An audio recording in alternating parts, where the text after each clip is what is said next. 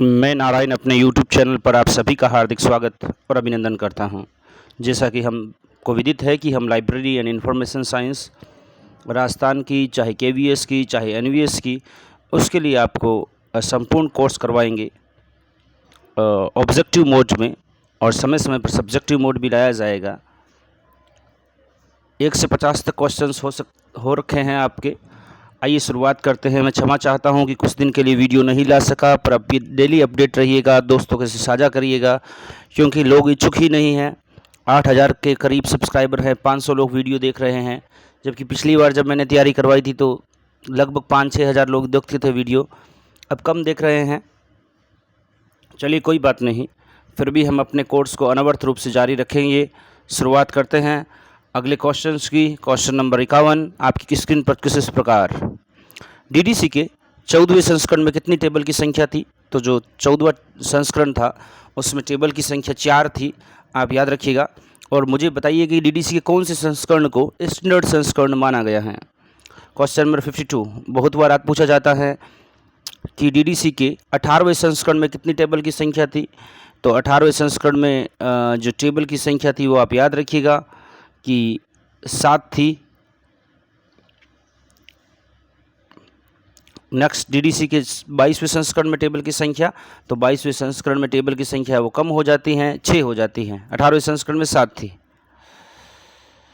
DDC किस तरह की वर्गीकरण पद्धति है? तो आपको पता है कि DDC एक लगभग परिगणात्मक है, मतलब इसमें रेडीमेड बने बनाए नंबर दिए गए होते हैं, उसमें कुछ तरह बदलाव किए जा सकते हैं, पूर्णतः बदलाव नहीं किए जा सकते हैं, इसलिए इसे लगभग परिगणात्मक माना जाता है। वहीं CC को लगभग पक्षात्मक पद्धति माना जाता है। याद रखिएगा, दोनों क्वेश्चंस बड़े इंपॉर्टेंट, कई बार पूछे जाते हैं। नेक्स्ट क्वेश्चन स्क्रीन पर कुछ इस प्रकार। लाइब्रेरी ऑफ कांग्रेस वर्गीकरण पद्धति का विकास किस वर्ष हुआ था?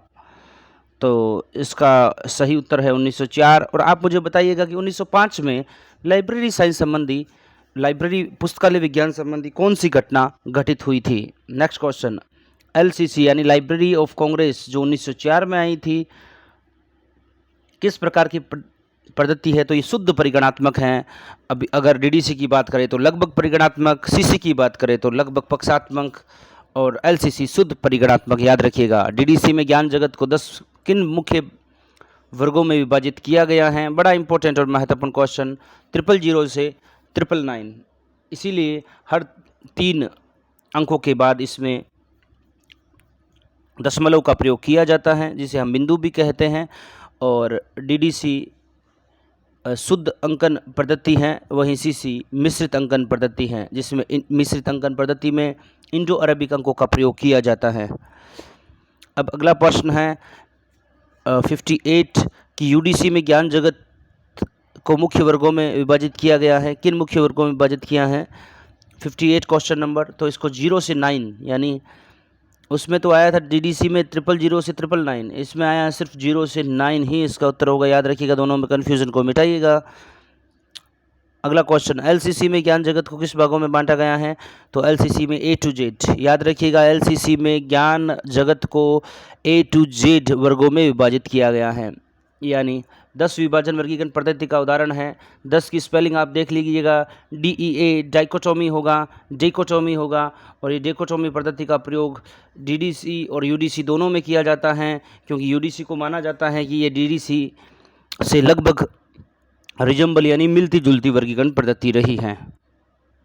क्वेश्चन नंबर 61 देखिएगा, जल्दी जल्दी मैं करवा रहा हूँ आपको ताकि आपका समय कम लगे।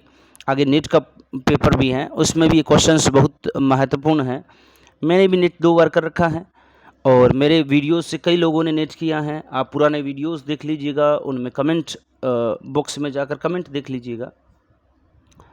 नेक्स्ट क्वेश्चन है कि बहुविभाजन वर्गीकरण पद्धति यानी जो पोलोकोटोमी है उसका उदाहरण है, तो उसका उदाहरण CC और LCC है, जो दोनों ही बहुविभाजन है। इसमें विभाजन 1 से ज़्यादा वर्गों में किया जाता है, इसलिए इसे बहुविभाजन यानी पोलिकोटोमी वर्गीकरण पद्धति माना जाता है। यूडीसी का विकास किस सन में हुआ, बड़ा इंपॉर्टेंट क्वेश्चन है। तो मैंने अभी थोड़ी देर पहले ही आपको पूछा था कि 1905 में कौन सी घटना हुई थी लाइब्रेरी साइंस संबंधी, तो वो यूनिवर्सल डेसिमल क्लासिफिकेशन का उद्भव यानी यूडीसी का उद्भव हुआ था, जिसे पॉल ऑटलेट और हेनरी लोफाउंटेन ने किया था। अब क्वेश्चन है कि यूडीसी किस तरह की वर्गीकरण पद्धति है, तो यूडीसी लगभग पक्षात्मक है, जैसी सीसी है, ये भी आप याद रखिएगा।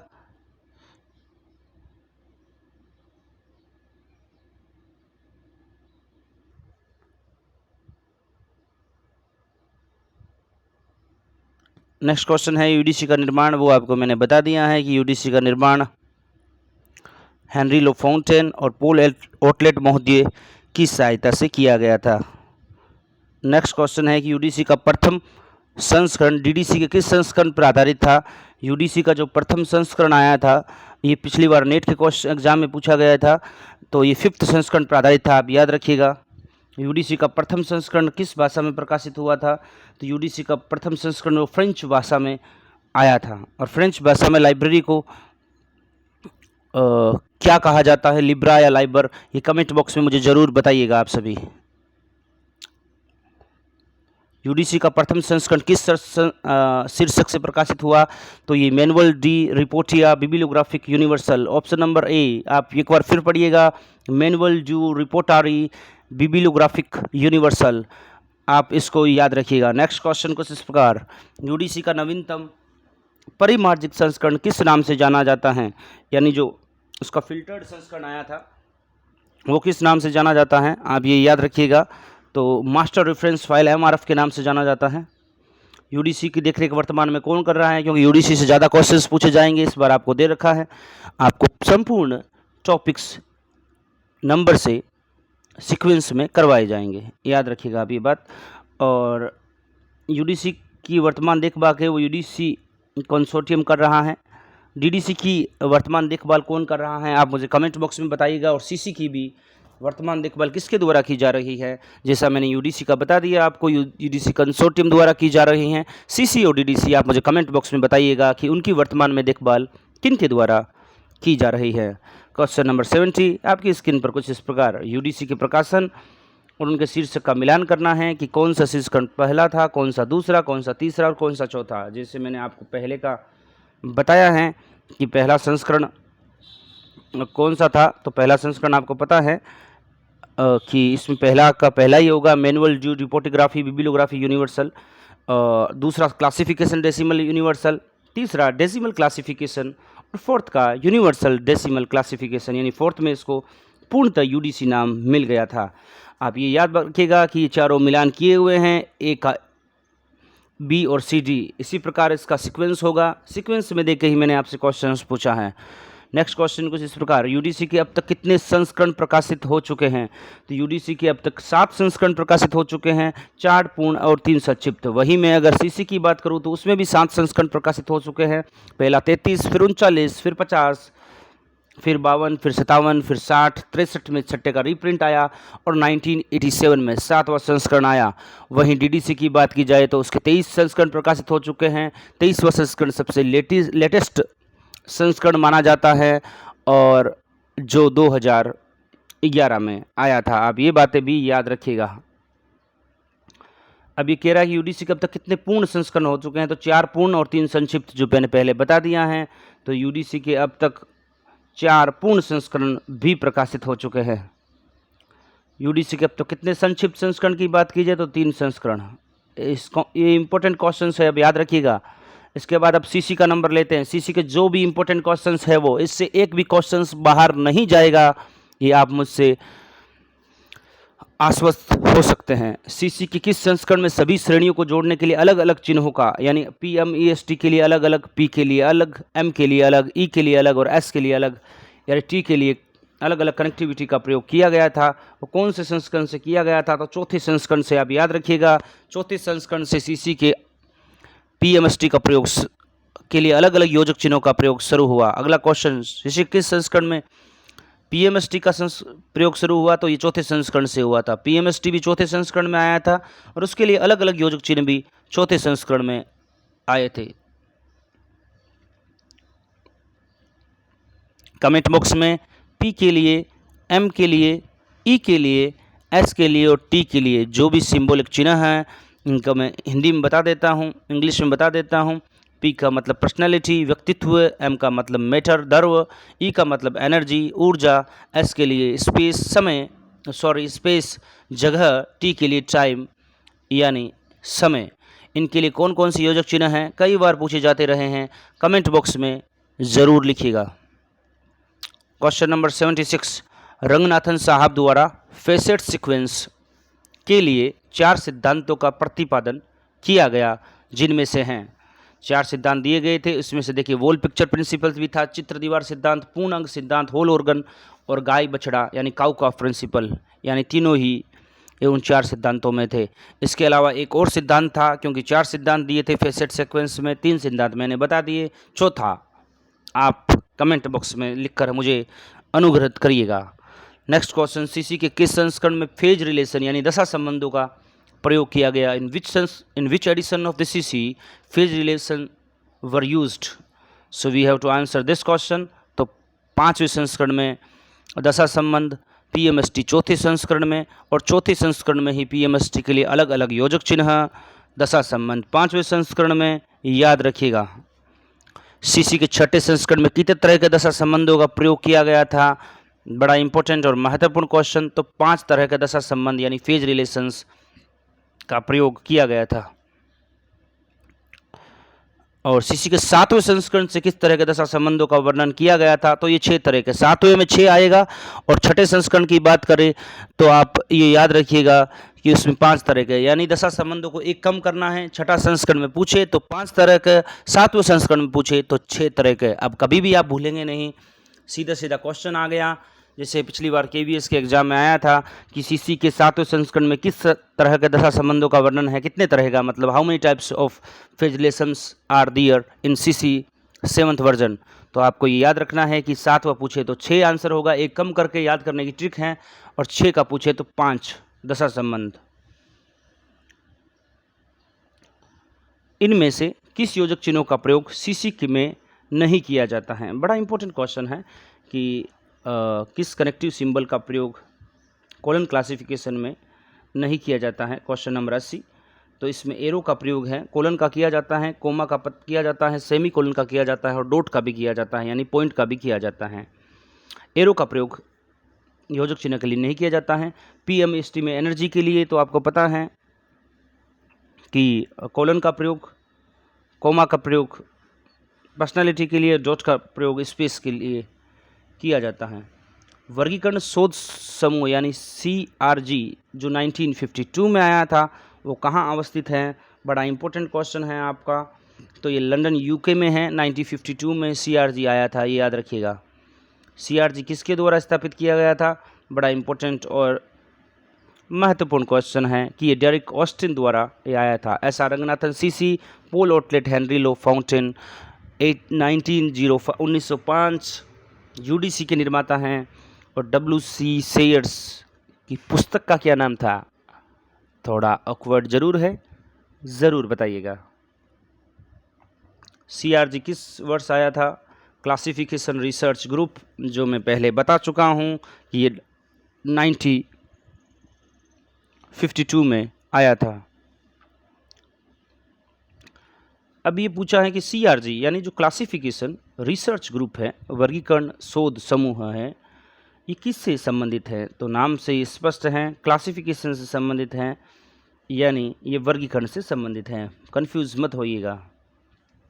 नेक्स्ट क्वेश्चन है कि पुस्तकालय वर्गीकरण में ज्ञान एवं विशेष जगत की कई संरचना को कई तरह से स्पष्ट किया गया है। जन आधार पर हम विशेष जगत को, संरचना को मुख्यतः 3 भागों में बांट सकते हैं। तो ये 3 भाग कौन कौन से हैं ये अपने को बताने हैं। तो एक तो डाइकोटोमी द्विविभाजन है जो CC पद्धति है, और 10 विभाजन डाइकोटोमी है, और बहुविभाजन यानी जो पॉलीकोटोमी है। ये 3 प्रकार के संरचनाओं को 3 भागों में बांटा गया है पुस्तकालय क्लासिफिकेशन में। नेक्स्ट है कि विषय के निर्माण में व्यवस्थित अध्ययन का प्रयास सर्वप्रथम डॉक्टर रंगनाथन ने किया था। जैसा स्पष्ट है, उन्होंने विषय निर्माण की 4 पद्धतियों का जिक्र किया था। उन्होंने विषय जो सब्जेक्ट मेकिंग है उसके लिए 4 पद्धतियाँ दी थी। उसमें शीतल समुच्चय यानी लूज असेंबल्स यानी लूज जो सब्जेक्ट बाहर के सब्जेक्ट उनको लिया जा सकता है, पटलीकरण लेमिनेशन, विच्छेदन यानी डिसेक्शन और अनाच्छेदन यानी डेन्यूशन, 4 प्रकार की पद्धतियाँ दी थी। इनमें से कब दी थी? ये 1950 में दी थी, आप याद रखिएगा, बड़ा इंपॉर्टेंट क्वेश्चन है, पिछली बार के थर्ड ग्रेड एग्जाम में पूछा गया था। 1950 में 4 प्रकार के चारों हैं, शीतल समुच्चय, लूज, पटलीकरण यानी लेमिनेशन करना, विच्छेदन यानी डिसेक्शन और अनाच्छेदन यानी डेन्यूशन, चारों याद रखिएगा। रंगनाथन द्वारा 2 अन्य विद्या यानी आस्वन और विलियन का निर्माण भी किया गया था। ये कब किया गया था ये आप याद रखिएगा, बड़ा इंपॉर्टेंट क्वेश्चन है, ये पूछा जाता रहा है। तो 1960 में पहली 4 का किया था, 50 में, फिर उसके 10 साल बाद में रंगनाथन साहब ने 1960 में अन्य 2 पद्धतियों का निर्माण और किया। नील मैगनन महोदय ने इसे कुछ संशोधन और परिवर्तन के साथ पुनर्गठित किया था। जो विशेष निर्माण दिया था इसे पुनर्गठित नील मैगन महोदय ने किया था। ये कब किया था? तो ये आप उसके 15 साल बाद यानी 75 में नील मैगन महोदय ने उसमें कुछ संशोधन और परिवर्तन किए गए थे। अंग्रेजी शब्द लेमिनेशन की उत्पत्ति लैटिन भाषा के लेमिनी से हुई है, आप ये याद रखिएगा। और लेमिनी की स्पेलिंग क्या होती है ये भी आप कमेंट बॉक्स में मुझे बताइएगा, लिखिएगा ज़रूर ताकि आपको याद रहे। बाकी मैं आपको बता देता हूँ कि इसका Laminee option number B correct answer रहेगा, B for ball, LAMINEE, LAMINEE 2 बार बोलिएगा, आपको ज़रूर याद होगा। वैसे इसमें अगर ऑप्शन देखें तो बी और सी में थोड़ा सा अंतर है, LE वाला है और ऊपर वाले में LAMINEE है, तो LA वाला होगा न कि E वाला होगा, कंफ्यूज मत होइएगा। सी में E है वो 3 बार आ रहा है, बी में 2 बार ही आ रहा है, LAMINEE, तो ऑप्शन बी करेक्ट आंसर रहेगा।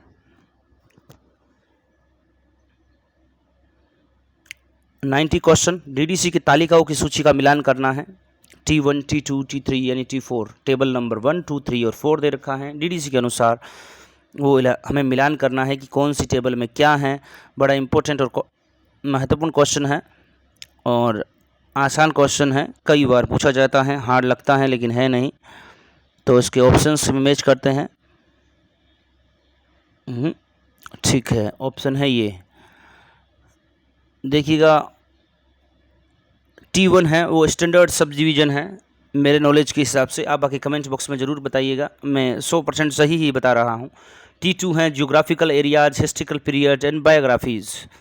T3 है sub division for the arts, for individual literature, for specific literary forms यानी मिला हुआ है। और T4 sub divisional of individual languages and language families यानी स्टैंडर्ड सब डिवीज़न स्टैंडर्ड आएगा वो पहले में आएगा, जियोग्राफिकल दूसरे में आएगा और सब डिवीज़न है वो तीसरे में आएगा। आपको याद रखने के लिए लैंग्वेज फैमिलीज़ वगैरह हैं वो T4 में आएगा। तो दोबारा देखिएगा, पहले में आएगा स्टैंडर्ड टेबल में, दूसरे में स्टैंडर्ड जो भी सब डिविजन्स है वो आएंगे। याद रखने का तरीका बता रहा हूँ, वैसे आप भूल जाएंगे। दूसरे में जियोग्राफिकल एरियाज आएंगे, तीसरे में आप लिटरेचर को ले सकते हैं। तीसरा वैसे लिटरेचर संबंधित है, जैसे लिटरेचर 2 बार नाम आ गया, individual literature, specific literature form, और चौथा लैंग्वेज। तो याद रखने के लिए देखिएगा, इसकी मैंने तो ट्रिक बना रखी है, मैंने ऐसे बना रखा है SGL SGLL यानी SG, S का मतलब स्टैंडर्ड, G का मतलब जियोग्राफी, पहले L का मतलब आएगा तो लिटरेचर और अगला L आएगा लैंग्वेज, भाषा सबके बाद में आएगी। UDC में किस तरह का ऑक्सिलरीज का प्रयोग किया जाता है? बड़ा इंपॉर्टेंट क्वेश्चन है।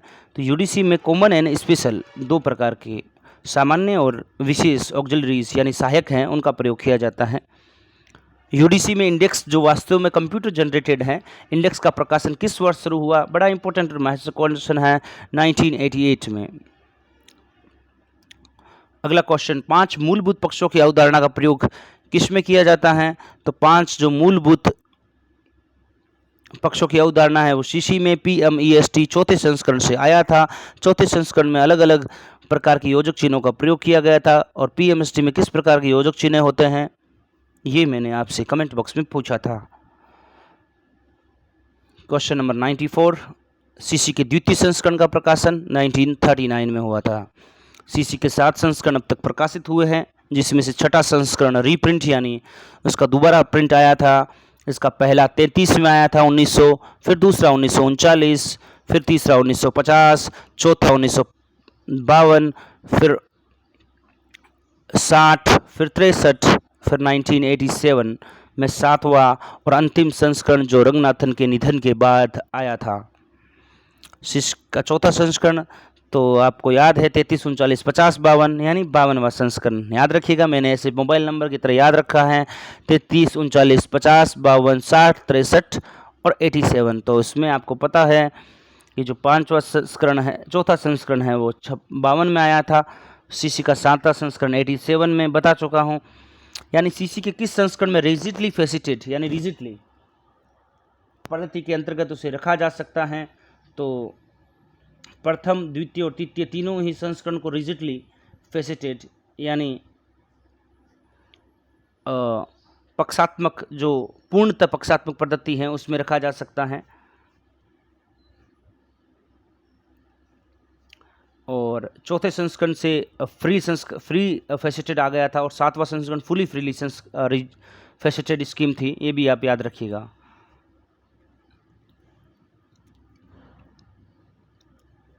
अगला क्वेश्चन इस प्रकार क्वेश्चन स्क्रीन पर फ्रीली फेसिटेड आया है, तो चतुर्थ, पंचम और सिक्स्थ जैसे मैंने आपको बताया ये फ्रीली फेसिटेड में आएंगे। पहले जो आए थे उसमें फ्रीली नहीं थे, मुक्त नहीं हुआ करते थे, उसमें थोड़े बहुत चेंज भी नहीं किए जा सकते थे, वो रिजिडली थे, पूरी तरीके से उनमें बैन लगा हुआ था। किसी प्रकार का बदलाव बाहर से सब्जेक्ट, जितने सब्जेक्ट दिए हुए थे उन्हीं सब्जेक्ट से हम सब्जेक्ट बना सकते थे। फिर धीरे धीरे नए सब्जेक्ट का आगमन हुआ, तो रंगनाथन साहब ने फ्रीली फेसिटेड यानी थोड़ा उनको लगभग पक्षात्मक बना दिया और 7वें संस्करण को फुली फ्रीली फेसिटेड बना दिया। ये भी आप याद रखिएगा, शायद क्वेश्चन अगला ऐसा ही है, फुली फ्रीली फेसिटेड। तो ये क्वेश्चन आप याद रखिएगा कि इसमें किस तरह का योजक चिन्ह का प्रयोग हुआ था। तो 7वें संस्करण में फुली फ्रीली और सर्वप्रथम सीसी के पक्षों को जोड़ने के लिए किस चिन्ह का प्रयोग किया गया था, तो कोलन का प्रयोग किया गया था, इसीलिए इन्हें कोलन क्लासिफिकेशन वर्गीकरण पद्धति के नाम से जाना जाता है। तो ये तो रही हमारी आज की क्लास, जिसमें मैंने ट्राई किया। एक बार फिर मैं बता देता हूँ कि सीसी के जो 7 संस्करण थे, इसमें से स्टार्टिंग के 3 संस्करण रिगिडली थे यानी मुक्त पक्षात्मक थे, किसी प्रकार का पक्ष नहीं किया जा सकता था। पक्षात्मक में मतलब बाहर से कोई सब्जेक्ट नहीं, उसमें कोई चेंज नहीं किया जा सकता था। फिर आया चौथा, पांचवा और छठा संस्करण जिसमें फ्रीली फेसिटेड यानी लगभग पक्षात्मक दे दिया गया, यानी थोड़े बहुत चेंज किए जा सकते थे। फिर 7वें संस्करण के बाद इन्हें फुली फ्रीली फेसिटेड स्कीम बना दिया गया था। तो आज की क्लास हमारी कैसी लगी कमेंट बॉक्स में ज़रूर बताइएगा। आज से मैं आपके सामने लाइव क्लासेज या फिर ऑफलाइन क्लासेज रेगुलर मोड पर लाया करूंगा। जो भी संभव होगा हमारे साथ बने रहिएगा। एक तो वीडियोस में व्यूज़ और लाइक्स बहुत कम हैं, इसलिए वीडियो बनाने का मन नहीं करता। आप वीडियो को दोस्तों के साथ साझा करिएगा, मन लगा कर पढ़िएगा, हमारे साथ बने रहिएगा। मैं आपका पूर्ण सिलेबस कह चुका हूँ, करवाऊँगा तो करवाऊँगा। अब से रेगुलर रूप से वीडियोज़ आएगी। आप चैनल को सब्सक्राइब, लाइक, शेयर करना ना भूलिएगा। मेरे साथ बने रहने के लिए आपका धन्यवाद।